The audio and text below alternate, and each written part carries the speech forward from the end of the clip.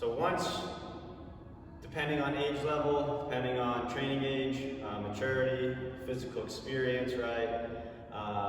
We can start to progress to actual jumping. It doesn't mean you need to spend 4 to 8 weeks just doing landing mechanics. It should be done in 1 to 3 weeks, maybe 4 if you're working with younger athletes, right?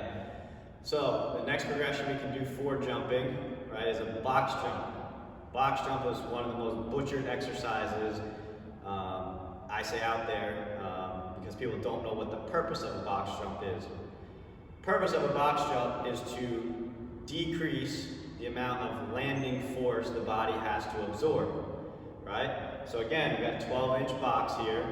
If my vertical jump is, say, 24 inches, I'm cutting the amount of force in half that my body has to absorb if I were to jump 24 inches, right? So now if I increase the height of the box to 16 inches, now I'm taking out even more of that force, and I also have a greater demand of power development to be able to get up to the box. That's the purpose of a box jump, is to land with a good snap down position on the box as if we were going to do another jump. If our hips drop below the knees, we're not in another good position for, we'll say, an athletic, real-life movement. Make sense? So box jump. I'm here, I'm going to do a snap down. I'm doing a full speed counter movement arm swing jump. Looks like this.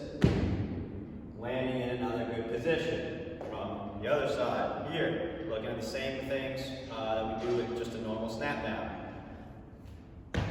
Bam. That's the purpose of a box jump. It's not to see how high you can jump up, right? There is a point in time where you can look at total force development, right? Power output to getting up to a certain object or over a hurdle, for example.